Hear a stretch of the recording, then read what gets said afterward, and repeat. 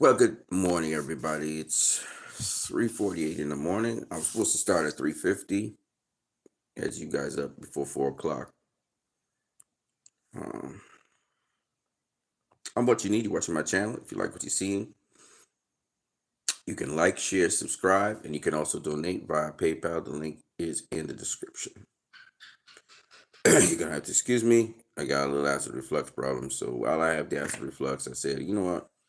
Let me talk about these boxing fights since I can't go to sleep. So here we go. We're talking about Jerome Ennis versus David Avanesyan. We're going to talk about the popular sentiment about that fight. We'll talk about prospects between Jerome Ennis and Bud Crawford and what some people think and what's the actual reality of the situation. Excuse me. Hey, I told you I have acid reflux going on. Now, I also want to talk to you guys about Jalil Hackett versus Pete Dobson. Um, that was another interesting fight. And then another fight I did not cover in shorts or anything over the weekend, Tevin Farmer versus Raymond Muratalla. So we're going to go into all those fights. We'll talk about the future for these fighters. And we're going to, chop it up right now. Praise be to the Most High God. The Most High God comes first. I also, even though you're not seeing a picture of me right now, this is brought to you by LIVE Products.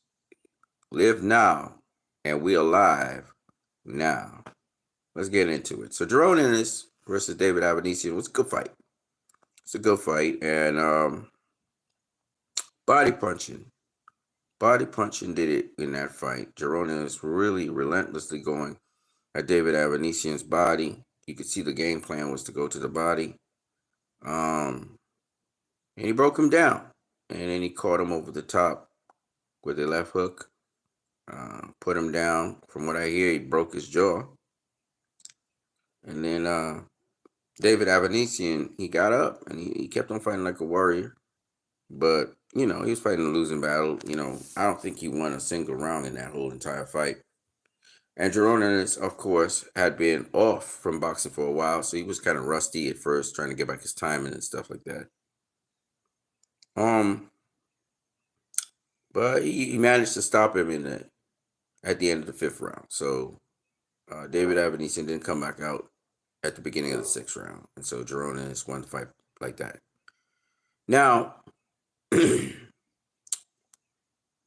strangely, there's some criticism for Jerome Ennis' performance.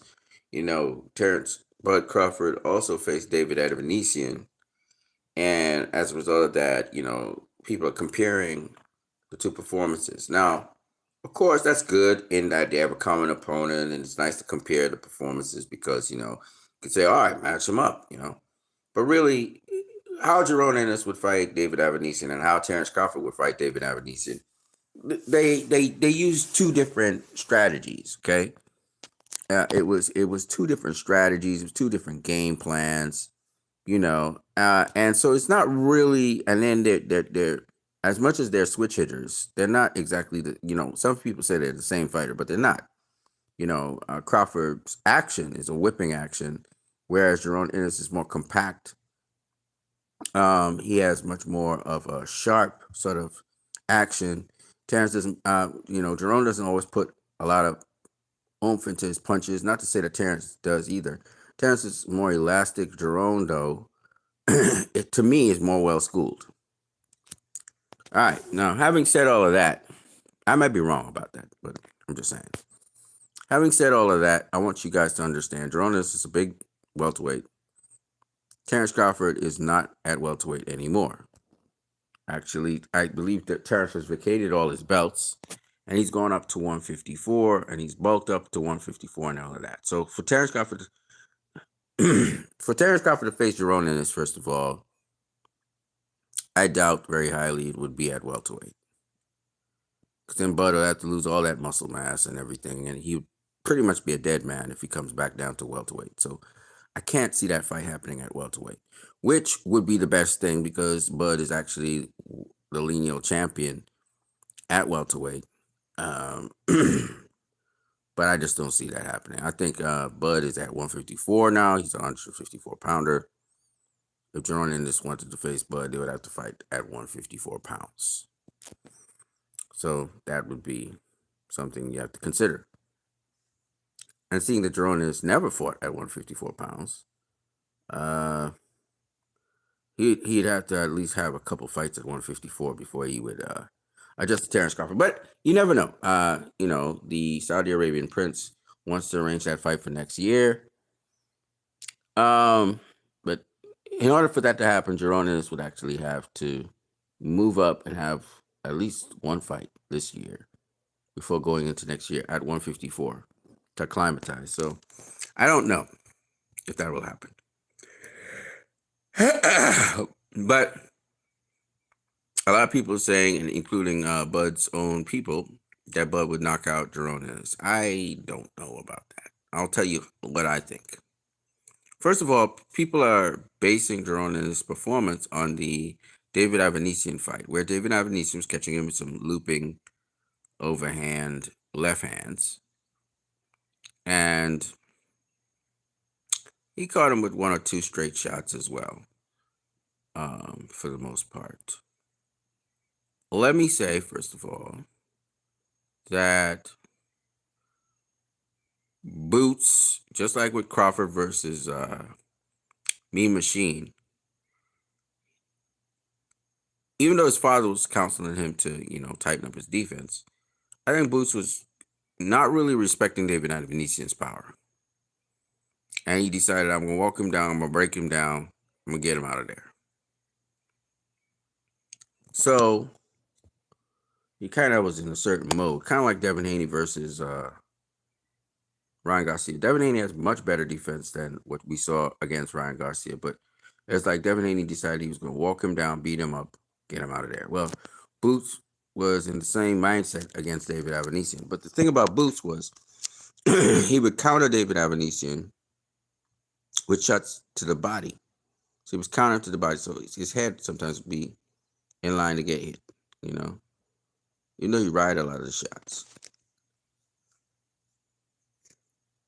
So I don't think Boots would fight Bud that way. First of all, he would tighten up his defense a lot more and be much more defensively responsible. For those people who say, he's lapsing and stuff when he was talking to the crowd to get hit or whatever, listen, he was so in control of the fight that he could get to talk to the crowd and stuff. And even though he got hit with punches, he did enough to take the steam off the punches, or he could take the punches, right? Much stronger guy than David Avanesyan. Now, therefore, if Jerome Ennis was to face Bud Crawford, I think he would do just fine. I think Bud's experience, though, would play a major key in how Bud would win the fight.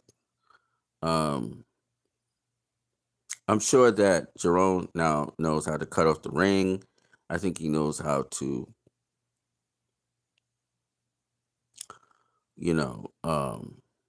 be able to deal with an elusive fighter. However, I'll say that I think Crawford's experience is going to play the major key.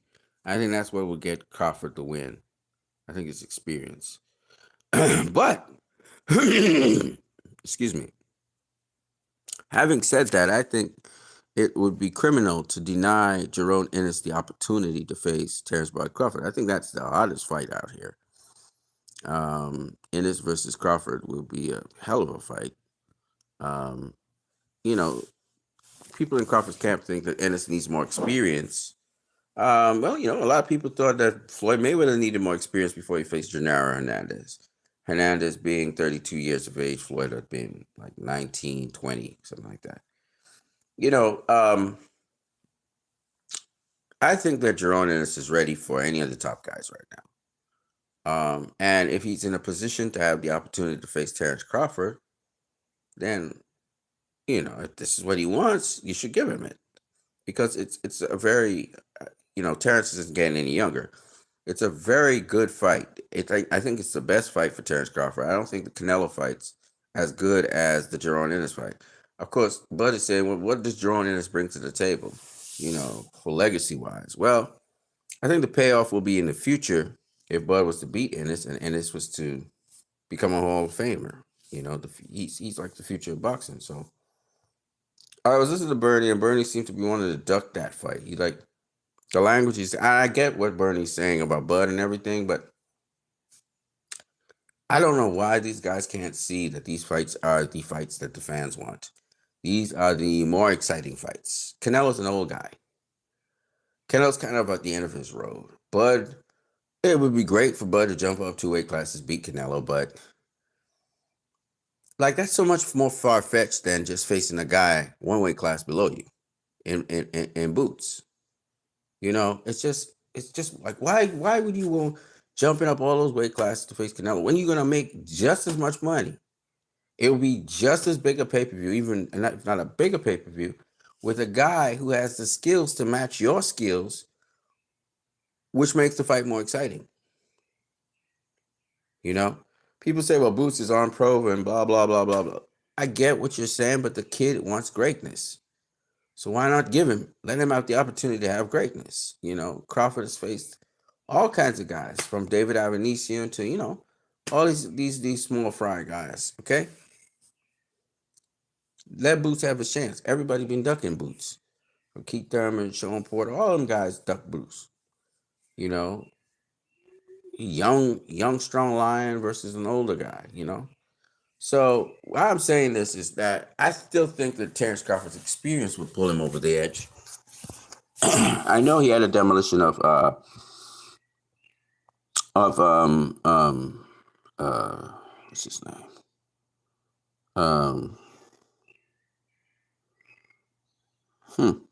Wow, I forgot his name. That's crazy. But the top 147-pounder, once upon a time, Terrence Crawford now has that title. Errol Spence, right? Yeah, he demolished Errol Spence. But Boots is not Errol Spence. Boots is totally different style. Can switch hit on the drop of a dime, has very good defense. If he wants to keep it long, he keeps it long on you. He can do a lot of things. And so, as a result of that, that's going to be a tougher fight than an Errol Spence versus Terrence Crawford, I would believe. I think it's the toughest fight out there for Terrence. So why would Terrence Crawford not want that opportunity to face a guy that he can make a name off of? And Jerome Boots Ennis? I don't know. But he doesn't have to go up all those weight classes to get it, It is what it is.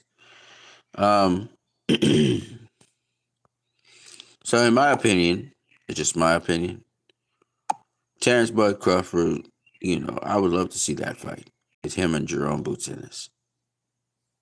And I think it would help Boots Ennis because he'll get that experience that's necessary, having faced the best, Hackett destroyed Dobson. He destroyed him. He did the only thing he didn't do was knock him out. He knocked him down. He hurt him pretty bad, but he never knocked him out. He was beating on him like a drum for most of the fight. It was like a beatdown. So it is what it is. It still went to the scorecards, which is very interesting. Tevin Farmer versus Raymond Muratalla. I'll say this about it. Tevin Farmer thinks he was robbed or whatever, but not robbed, but he thought he should have won the decision or whatever. I'll say this. Raymond Muratalla came on strong in the latter half of the fight, and I think that's what won him the fight. So that's what I got to say about that. I'm what you need. You've been watching my channel. If you like what you see, you can like, share, subscribe, donate via PayPal. Till then, I'm out. Peace.